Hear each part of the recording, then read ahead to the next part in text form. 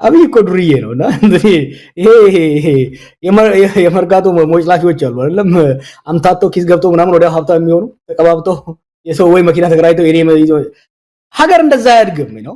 አንድ ሰው ወይ ሎተሪ አሸንፎ ወይ ሰርቆ ምናምን ሀብታም ሊሆን ይችላል። ደጋግሜም ብለው አብይ ቲንክስ ላይክ ዛት ሀገር እንደዛ የሚያድግ ይመስለዋል።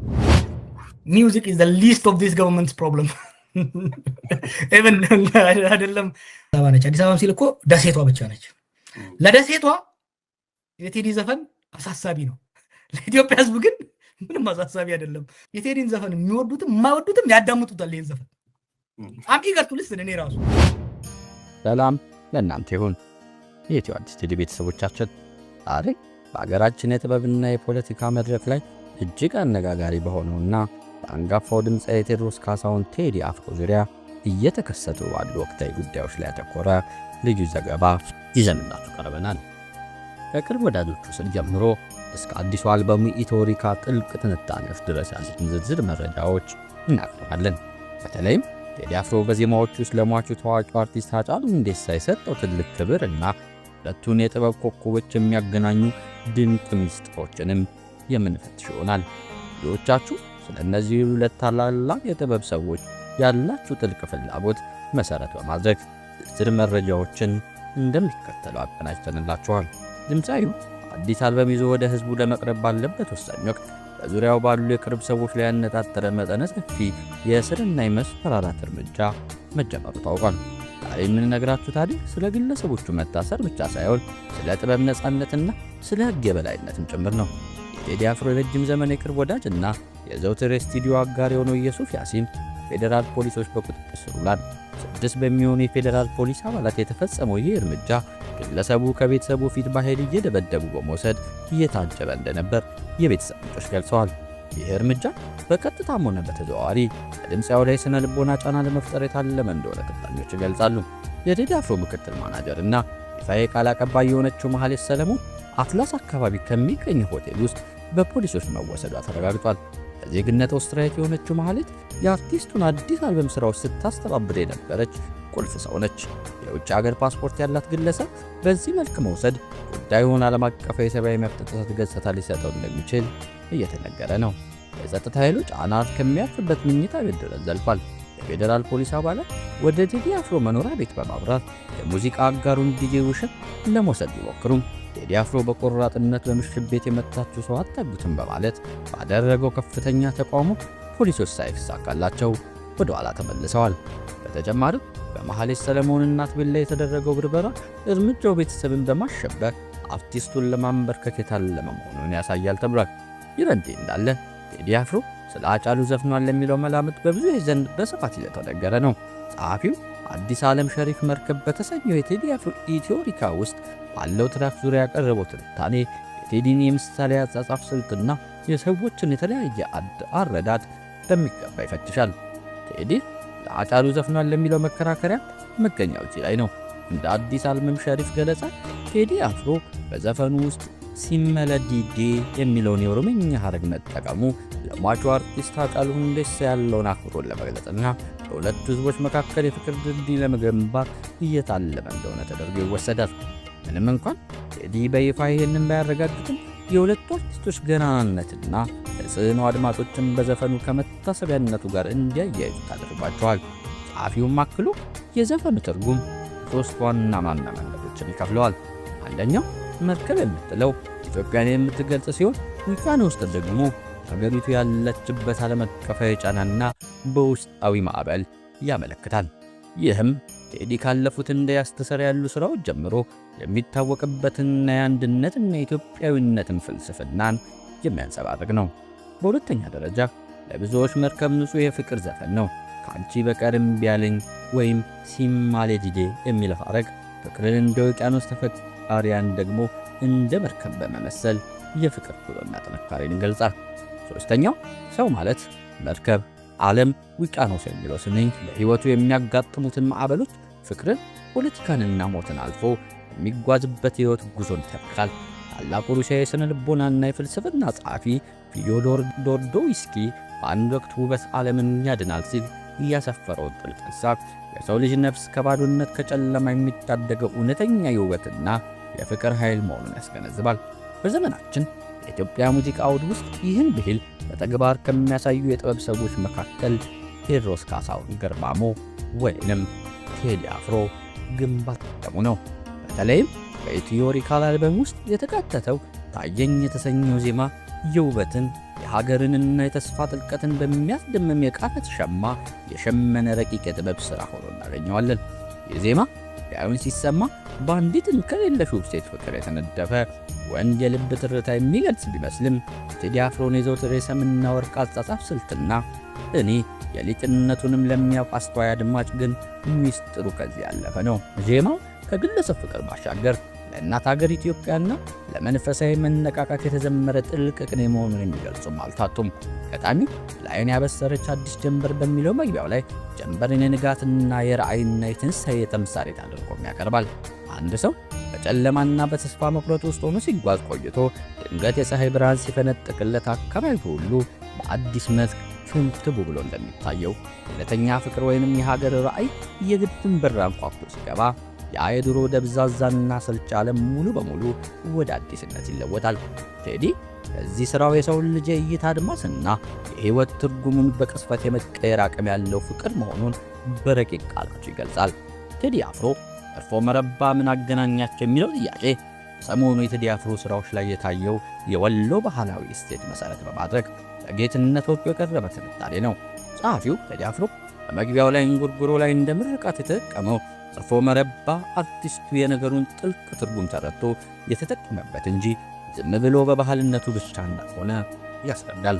ይህ እርፎ መረባ የተሰኘው ባህላዊ ጸሎትና ምርቃት ዕድል እንዲቀናና ጉዞ ላለበት ለምትወልድ ለታመመ ሰው ሁሉ እንዲሁም ስለ ሀገር ሰላም የሚደረስ ሲሆን ጌትነት ወርቁ ሁለት አስደናቂ አስኳል ነጥቦችን በጽሑፉ ያነሳል።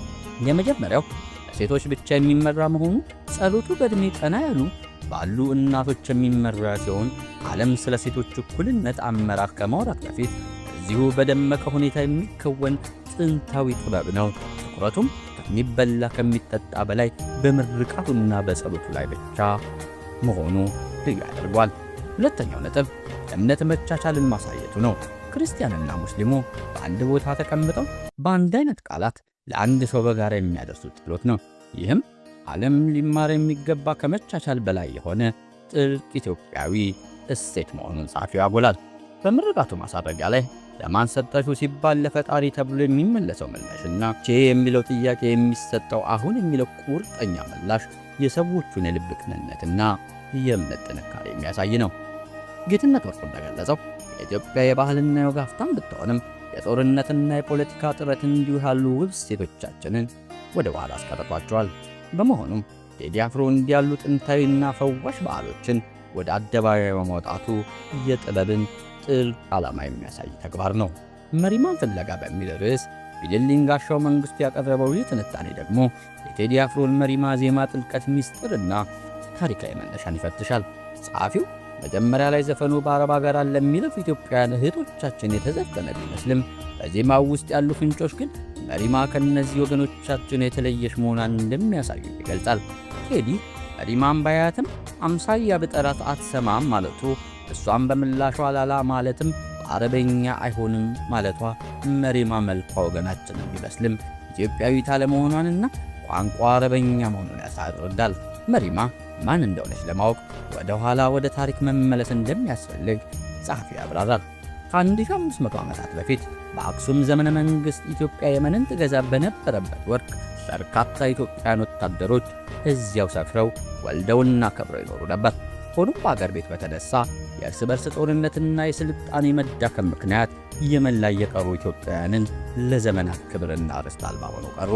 ዛሬ ላይ ሙሐመሽን ወይንም የተገለሉ አልያም አልሃደም ተብለው የሚጠሩትን በየመን ሰንዓ ጎዳናዎች ላይ ቆሻሻ በመጥረግ የሚተዳደሩ እነዚህ ወገኖች የጥንቱ ኢትዮጵያውያን አስካር ወይንም ወታደሮች ዘሮች ናቸው። ቴዲ አፍሮ በሰንዓ ጎዳና ላይ መጥረጊያዋን ተደግፋ ስትተክዝ ያገኛት መሪማም የዚሁ የተረሳና የተናቀ ማህበረሰብ አባል መሆኗን ቢልልኝ ጋሻው በትንታኔ ያሳያል። ቴዲ እንደ አፋር አፍሌት የተጠየመው ፊቴ ሌላው ቢቀር እንኳን እዩ ማንነቴ እያለ የሚለምናትና ቋንቋ ባይግባቡ መልካቸውና ታሪካቸው አንድ መሆኑን ለመግለጽ ነው። መሪማ ለዘመናት ማንነቷን ለማስከበር ስትታገር የቆየች ዛሬ ግን በጦርነት መከራ ውስጥ ድምጿ የታፈነ የኢትዮጵያ አምሳያ ናት። ቢልልኝ ጋሻው በመጨረሻም ቴዲ አፍሮ ይህን የታፈነና የተረሳ ታሪክ ጠባሳ በዜማው ይዞ መውጣቱ ምን ያህል ትልቅና ልባም አርቲስት መሆኑን እንደሚያሳይ ይመሰክራል። መሪማ የትናንትናዋ ጀግና የዛሬዋን ገዳፊ አገር አልባዋና የመንከርታታ ኢትዮጵያዊ መሆኗን በመግለጽ አርቲስቱ ወገኖቹን ፈጽሞ የማይረሳና ለታሪክ ትልቅ ቦታ የሚሰጥ መሆኑን በማድነቅ ትንታኔውን ይቋጫል። ጽዮን ሙሽራ የሚለው የቴዲ አፍሮ ሥራ ዙሪያ ደግሞ ማዕረግ ጌታቸው ያቀረበው ሌላው ትንታኔ ዜማውን በሃይማኖትና በፖለቲካ በኪነ ጥበብ መነጽር ይፈትሻል። ጸሐፊው የቴዲ አፍሮ ምናብ ዘውትር ሙዚቃዊ እንቆቅልሾችን መፍጠር እንደማይታክተው ገልጾ ይህንም ሥራው ለአድማጮች የተለየ ትርጉም የሚሰጥ ግጥማዊ መንታነት የታየበት መሆኑን ያስረዳል። እንደ ማዕረግ አገላለጽ ቴዲ አፍሮ ከብዙዎች ጋር ከመስማማት ይልቅ ከእሱ ጋር መሟገት የሚመርጥበትን የጥበብ ከፍታ ይዟል። በዓለም ውስጥ አብዝተው ከሚያሟግቱ ሙዚቃዎች መካከል ጽዮን ሙሽራዬ ቀዳሚ ሲሆን ጸሐፊው ዜማው ለቅድስት ድንግል ማርያም የቀረበ መሆኑን የሚገልጽበትን ፖለቲካዊ ማዕቀፍ ደግሞ ለኢትዮጵያ የቀረበ የደስታ መግለጫ ነው የሚሉ ወገኖች ሐሳብን ያነጻጽራል። ይሁን እንጂ ጸሐፊው በትንቢታዊ ምስጢር ጽዮን የሚለው ቃል በቤተ ክርስቲያን አስተምሮ ከቅድስት ድንግል ማርያም ጋር በጥብቅ የተሳሰረ መሆኑ እና በመኃልየ ዘሰሎሞን ሙሽራ ተብላ መጠቀሷ በማንሳት ቴዲ ሁለቱን የትንቢት መፈጸሚያ ቃላት ማዋሃዱን ያስረዳል። በዚህም ምክንያት ዜማው የአሁኑ አገራዊ ሁኔታ ሳይሆን የነገውን ተስፋና ትንቢታዊ ደስታ የሚያመላክት መሆኑ የአልበሙ ቃና ወይንም ቶን አዛብቷል የሚለው የሃያሲያን ትችት መሠረት እንደሌለው ይሟገታል። የኢትዮጵያ ሙዚቃ አንዱ ገና ጠባይ አገርን በድንግል ማርያም መመሰል መሆኑን በማንሳት ቴዲም በዜማ ውስጥ ዳግማዊት ሔዋንና የፍቅርና የሚሉ ሃይማኖታዊ አረቦችን በመጠቀም ወደ ቤተ ክርስቲያን መንፈስ እንደሚወስደን ማዕረግ ጌታቸው ይገልጻል። ዜማ ውስጥ የሚሰማው የመኃልየ ገንቦ ስልትና የታቦት ማጀቢያ ግጥሞች አርቲስቱ ድንግል ማርያምንም በልቦናው እያሰረ ኢትዮጵያም በትንቢቱ እየዳረ ቁልቁል እንደሚወርድ ያሳያሉ። በተለይም አምሳለ ለጦቢ የሚለው መጠቀሱ ቴዲ ለታሪክና ለመጽሐፍ ቅዱሳዊ ድርሳናት የሚሰጠው ትርጉምን የሚያሳይ ነው።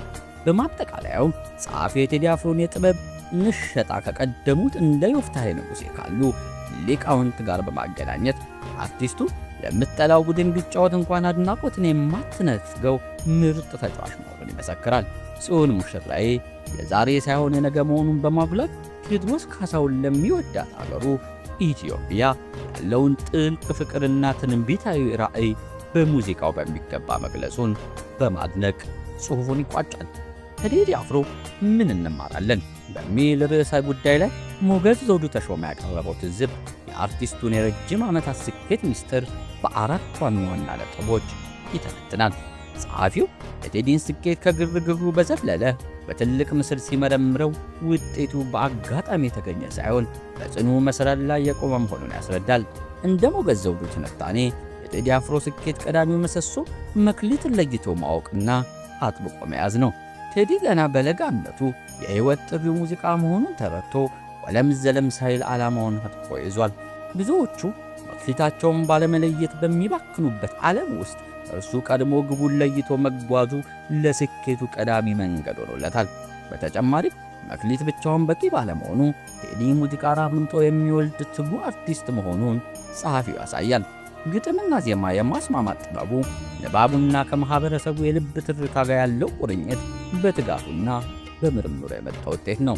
ከዚህም ባለፈ በጊዜያዊ ጭብጨባና ዕውቅና ሳይጠለፍ የቀድሞ የጥበብ ሥራዎችን ማክበሩና ከእነሱ መማሩ ትልቅ መሠረቱ የኋላ ከሌለ የለም የፊት የሚለውን ብሂል በተግባር የኖረበት ጥበበኛ ነው። በመጨረሻ እዚሁ በጩኸትና በማኅበራዊ ሚዲያ ውዝግብ ዘመን ቴዲ ዝምታን እንደ ትልቅ መሣሪያ ተጠቅሞበታል።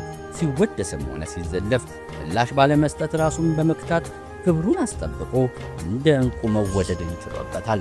ጸሐፊው ሞገስ ዘውዱ በማጠቃለያው ላይ እንደገለጸው አንዳንዶቻችን በእነዚህ የቴዲ አፍሮ ጠንካራ ጎኖች ብንጣልና በሕይወታችን ብንሞክራቸው በየተሰማራንበት መስክ በእጅጉ ተጠቃሚ እንሆናለን ሲል ሐሳቡን ይደመድማል። የተከበራችሁ የኢትዮ አዲስ ሌሊት ተከታታዮቻችን የዛሬው ልዩ ዘገባችን ይህንን ይመስል ነበር። በአንጋፋው ድምፃዊ ቴዎድሮስ ካሳሁን ቴዲ አፍሮ ዙሪያ የተከፈተውን ይህን መጠነ ሰፊ የእስርና የማስፈራራት ዘመቻ እንዲሁም በአዲሱ አልበም ውስጥ ያስፈራቸው ለሃጫሉ ሁንዴሳና ለሀገሩ ኢትዮጵያ ያላቸው ጥልቅ ቅኔዎች አንድ ነገር በግልጽ ያሳዩናል። ጥበብን በማስፈራራት አትታሰርም፣ እውነተኛ ፍቅርም በማዕበል አይናወጥም። በእናት ቤት በመበርበርና በሌሊት አፈና የታጀበው ይሄ እርምጃ የኢትዮጵያ ትልቁን የሙዚቃ ኮከብ ዝም ሊያሰኝ ይችላል ወይ? ወይስ ይህ ግፍ ለጥበብ ሥራው ይበልጥ ነዳጅ ሆኗል? እናንተ አስተያየት ለእኛ ትልቅ ቦታ አለው። ሐሳባችሁን በኮመንት መስጫ ሳጥን ላይ አጋሩን። እኛ የኢትዮ አዲስ ቴሌ ዝግጅት ክፍላችን በድምፃዊ የቅርብ ሰዎች ላይ የተፈጸመውን እስር በተመለከተ የሚወጡትን አዳዲስ መረጃዎችን በንቃት እየተከታተልን በፍጥነት ይዘንላቸው የምንመለስ ይሆናል።